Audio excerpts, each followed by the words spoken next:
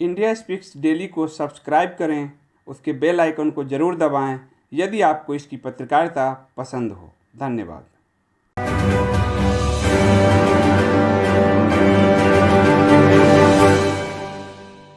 नमस्कार, India speaks daily में आपका स्वागत है। मैं हूं संदीप देव।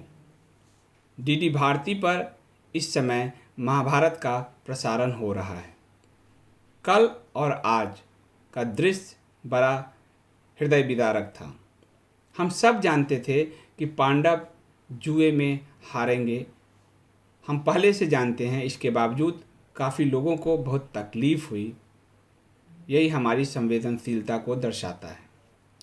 ये पांडव भी जानते थे, क्योंकि शकुनी जुए के महाखिलाड़ी थे और धर्मराज युधिष्ठिर धर्म को जानते हुए भी अपने भाइयों और पत्नी द्रौपदी को दांव पर लगा बैठे, सब कुछ हार बैठे। लेकिन फिर अग्निजन्मा द्रौपदी के कारण ही पांडवों को उनका राज्य भी मिला, भाइयों को स्वतंत्रता भी मिली, स्वयं महाराज चक्रवर्ती महाराज युधिष्ठिर को भी स्वतंत्रता मिली, उन्हें उनके अस्त्र शस्त्र भी मिले। इसके बावजूद अगले दिन दुर्योधन के हठ पर धृतराष्ट्र उन्हें आदेश देते हैं फिर से जुआ खेलने के लिए। पांडव परिणाम जानते हैं, इसके बावजूद वो खेलते हैं क्योंकि उनके बड़े पिता का ये आदेश था। वैसे भी क्षत्रिय जो धर्म है वो किसी भी चुनौती से नहीं भागता, चाहे उसके लिए उसे गला कटवाना पड़े। और इसी क्षत्रिय धर्म की आड़ में दुर्योधन और शकुनी ने युद्ध के लिए चक्रवर्ती सम्राट युधिष्ठिर को आमंत्रित किया। इस बार 12 वर्ष का वनवास और 1 वर्ष के अज्ञातवास के साथ पांडवों का वनवास गमन हुआ। द्यूत यानी ये जो जुआ है वो एक समृद्ध साहित्य को अपने में समेटे हुए है। काफ़ी लोगों ने कहा कि जुए के इतिहास को बताइए। वर्तमान में पत्रकार, वरिष्ठ पत्रकार और लेखक हेमंत शर्मा जी ने जुए के उस इतिहास को खंगाल कर बहुत ही खूबसूरत लेख लिखा है। हेमंत शर्मा जी युद्ध में अयोध्या जैसी कालजयी कृति के रचनाकार हैं। मैं उनका लिखा लेख ही आप लोगों को सुनाता हूं, जिसमें ऋग्वेद से लेकर ब्रिटिश काल तक और भारत से लेकर फ्रांस ब्रिटेन तक सबके जुए के इतिहास को समेटा गया है। लॉकडाउन में जब महाभारत चल रहा है और जुए की जो विभीषिका आपने देख लिया है कि किस तरह से घर को बर्बाद कर देता है, साम्राज्य को बर्बाद कर देता है, ऐसे में यह लेख आपका ज्ञानवर्धन करेगा। इसी उद्देश्य से मैं हेमंत शर्मा जी का लिखा हुआ लेख आपको पढ़कर सुनाता हूँ। इस लेख का शीर्षक है पूरे संसार के प्राचीन साहित्य को खंगाल डालिए, द्यूत क्रीड़ा यानी जुआ का ऋग्वेद जैसा सुंदर काव्यात्मक वर्णन नहीं मिलेगा। वो लिखते हैं, जुए की परंपरा सदियों पुरानी है। ईसा से 3000 साल पहले मेसोपोटामिया में 6 फलक वाला पासा पाया गया। इसी के आसपास मिस्र के काहिरा से एक टैबलेट मिला जिस पर यह कथा उत्कीर्ण है कि रात्रि के देवता थोथ ने चंद्रमा के साथ जुआ खेल कर 5 दिन जीत लिए, जिसके कारण 360 दिनों के वर्ष में 5 दिन और जुड़ गए।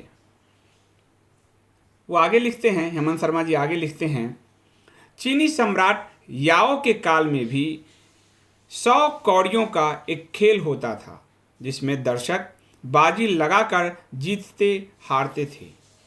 यूनानी कवि और नाटककार सोफोक्लीज का दावा है कि पासे की खोज ट्रॉय के युद्ध के समय हुई थी।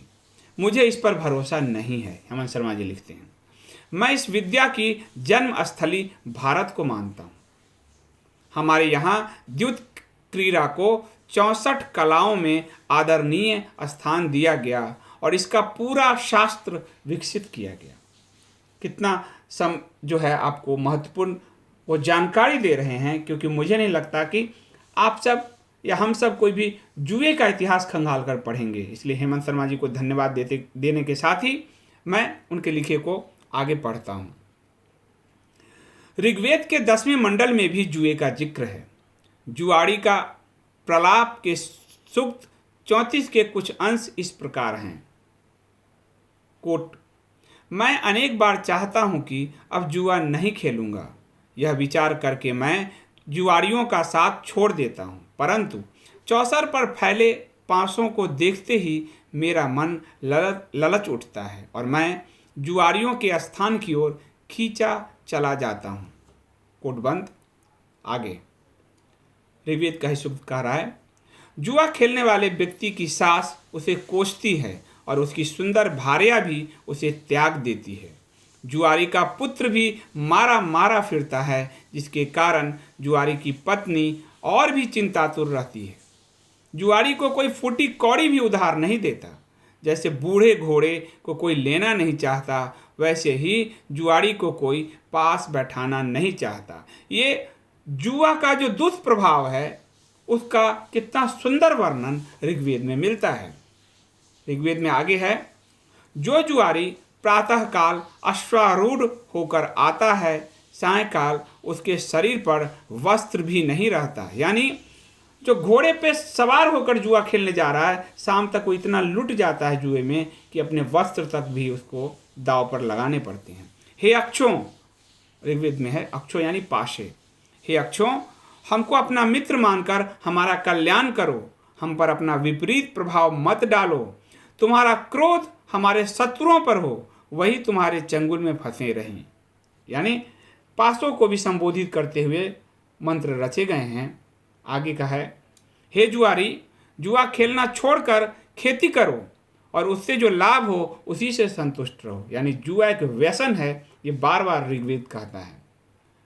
हेमंत शर्मा लिखते हैं, पूरे संसार के प्राचीन साहित्य को खंगाल डालिए, द्युत क्रीड़ा का ऐसा सुंदर काव्यात्मक वर्णन नहीं मिलेगा।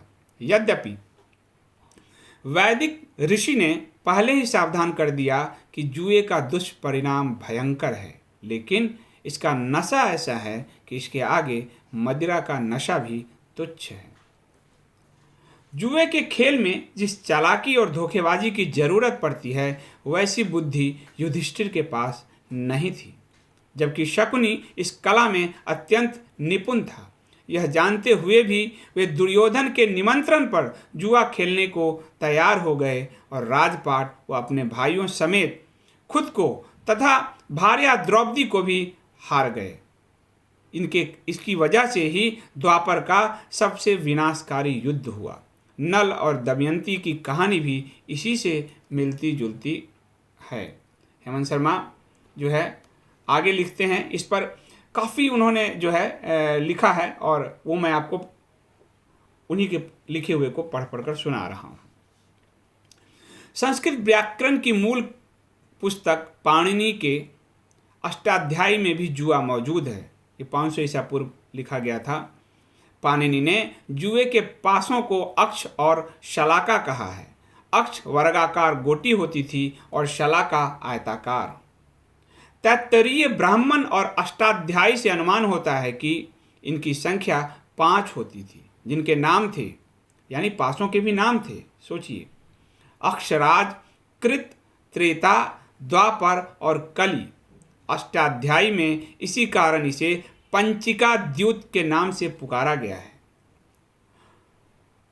कोटियों के चित्त और पट गिरने की विविध तरीकों के आधार पर हार और जीत का निर्णय होता था। जैसे आप अभी देखते होंगे, शकुनी जो पासे फेंकता है और जो चित्त पट गिरता है उसके आधार पर हार जीत आप देख रहे होंगे महाभारत में, उसी आधार पर निर्णय होता था। पाणिनि ने इसे भी समझाया है।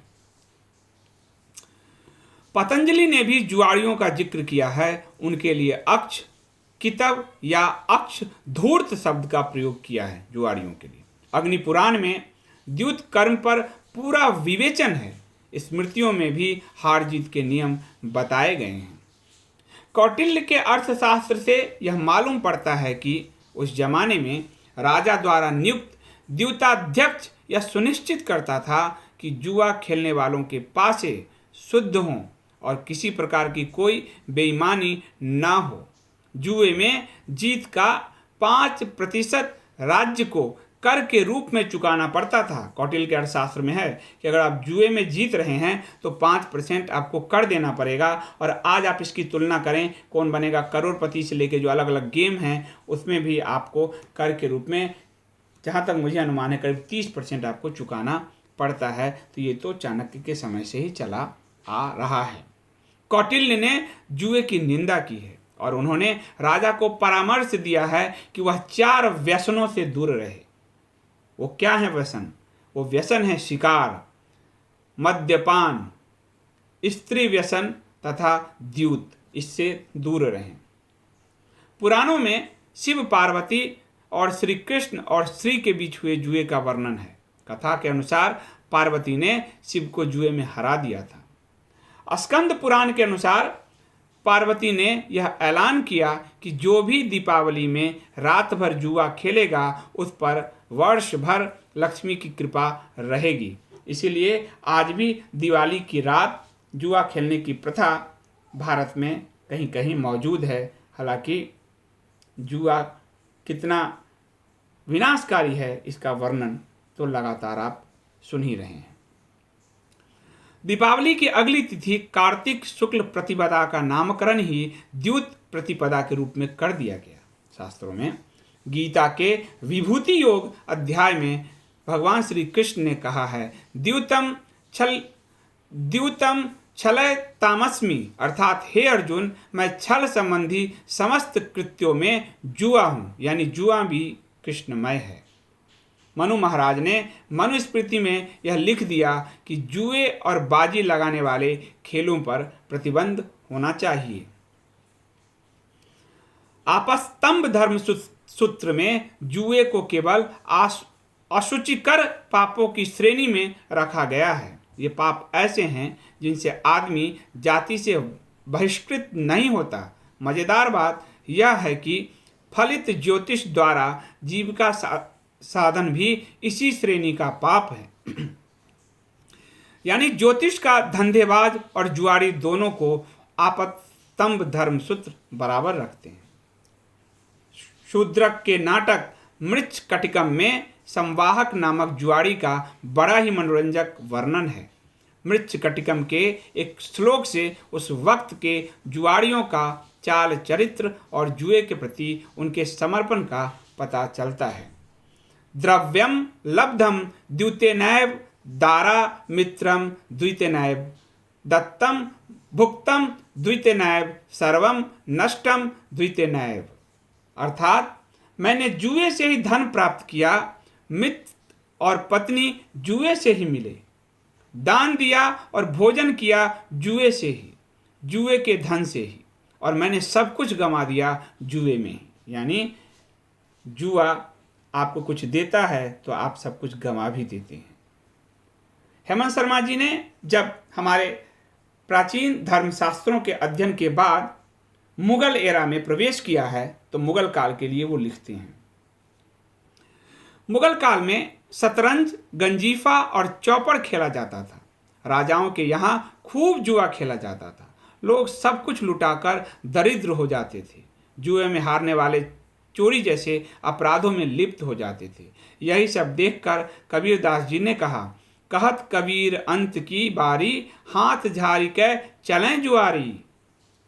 वो लिखते हैं, इस्लाम में जुआ खेलना हराम कहा गया है, लेकिन इसके बावजूद अधिकांश मुस्लिम देशों में जुए पर पूर्ण प्रतिबंध नहीं लग सका है। मुगल एरा के बाद हेमंत शर्मा ब्रिटिश एरा में प्रवेश करते हैं, अपने लेख को ब्रिटिश एरा में ले जाते हैं और वो लिखते हैं, इंग्लैंड में कभी जुए पर पूरा प्रतिबंध लगा रहा और अचानक 1660 ईस्वी में चार्ल्स द्वितीय ने सभी को जुआ खेलने की अनुमति दे दी। 4 साल बाद 1664 में कानून पास हुआ कि केवल धोखाधड़ी और बेईमानी से खेले जाने वाले जुए पर ही रोक रहेगी तथा कोई आदमी जुए का धंधा नहीं कर सकेगा। बाद में ब्रिटिश सरकार ने लॉटरी शुरू की, जिसकी आय फ्रांस से हुए युद्ध में खर्च हुई। यानी लॉटरी, जुए का पैसा फ्रांस से जो युद्ध हुआ ब्रिटिशर्स का, उसमें खर्च हुआ। फ्रांस ने भी पेरिस में सीन नदी पर पत्थर के पुल निर्माण का खर्च लॉटरी से ही निकाला था। भारत में अंग्रेजों के शासनकाल में पब्लिक गैम्बलिंग एक्ट 1867 लागू हुआ और कई राज्यों ने अपने कानून बनाकर जुए पर रोक लगाई। स्वतंत्र भारत में आते हैं हेमंत शर्मा तो बताते हैं, स्वतंत्र भारत में भी जुआ खेलना दंडनीय अपराध है, लेकिन इसके क्रियान्वयन की स्थिति से सभी लोग परिचित हैं। यानी क्रियान्वयन नहीं हो पाता ठीक ढंग से, लेकिन ये खेलना अपराध है। भारत में सरकारी और निजी लॉटरी का धंधा कई बार चला और बंद हुआ। यह समझ से परे है कि सरकार प्रायोजित जुए में कोई बुराई नहीं है और आम जनता खेले तो जेल की हवा खाए। उन्होंने एक सवाल भी किया है और व्यंग भी। जुए के साथ साथ ताश के इतिहास पर भी उन्होंने एक नज़र डाली है हेमंत शर्मा जी ने, लेखक और वरिष्ठ पत्रकार हेमंत शर्मा जी ने। उसके बारे में भी मैं थोड़ा आपको बता देता हूँ उनके लिखे से ही। ताश के पत्तों का भी दिलचस्प इतिहास है। ताश के पत्तों के चलन से जुए की दुनिया में क्रांति आ गई थी। चीन में जुए का इतिहास कम से कम 2500 ईसा पूर्व पुराना है। वहाँ तांग राजवंश यानी 618 से 907 ईस्वी के दौरान ताश के पत्ते पाए गए। 14वीं सदी के अंत में मिस्र से ताश के पत्तों ने यूरोपीय देशों में प्रवेश किया। हुकुम, पान, ईंट और चीरी के 52 पत्तों वाले ताश का इस्तेमाल सर्वप्रथम सन 1480 में हुआ। तब से इन पत्तों की सज धज और आकार प्रकार में अनेक परिवर्तन हुए हैं। ताश के तरह तरह के खेल जैसे पोकर, ब्रिज, रमी आदि बहुत लोकप्रिय हुए। खूबी यह है कि कई खेलों में रुपए पैसे की बाजी लगाने की ज़रूरत नहीं है, इसलिए उन्हें जुए की कोटि में नहीं रखा जाता। जुए को लोग संयोग का खेल कहते हैं, परंतु हेमंत शर्मा जी लिखते हैं, मेरे हिसाब से यह दक्षता का खेल है। और शकुनी और युधिष्ठिर में आपने देखा होगा कि जुए में शकुनी का जो पासा कहा जाता है उसके आदेश को मानते थे, ये उसकी दक्षता थी और इसीलिए उसने चाल चलते हुए युधिष्ठिर को हरा दिया। ये उसकी दक्षता थी। नतीजा कितना भी दुखदाई हो, जुए के खेल का रोमांच और नशा ऐसा है कि वह आज दुनिया का सर्वाधिक पसंद किया जाने वाला खेल है। कुछ आधुनिक काल के हिस्ट्री पर भी हेमंत शर्मा जी नज़र डालते हैं। वो लिखते हैं, अमेरिका का शहर लॉस वेगास जुआ खेलने वालों का स्वर्ग है। वहाँ की यूनिवर्सिटी ऑफ नेवादा में जुए से संबंधित शोध केंद्र के अलावा institute for the study of gambling and commercial gaming की स्थापना हो चुकी है, लेकिन इसके बावजूद जुए का खेल पश्चिमी देशों की सांस्कृतिक विरासत का अंग नहीं बन सका। धरती पर केवल भारत ही ऐसा देश है जहां ऋग्वेद काल से लेकर आज तक द्युत क्रीड़ा की अविच्छिन्न परंपरा चलती आई। जुए को लेकर यहाँ जैसा उच्च कोटि का शास्त्र रचा गया वैसा अन्यत्र दुर्लभ है, और यह लेख भी दुर्लभ है। इसके लिए मैं इंडिया स्पीक्स डेली के सभी दर्शकों, पाठकों की ओर से हेमंत शर्मा जी का बहुत आभार प्रकट करता हूँ और उम्मीद करता हूँ कि वह इसी तरह ज्ञानवर्धक लेख से पाठकों का ज्ञानवर्धन करते रहें। बहुत बहुत धन्यवाद।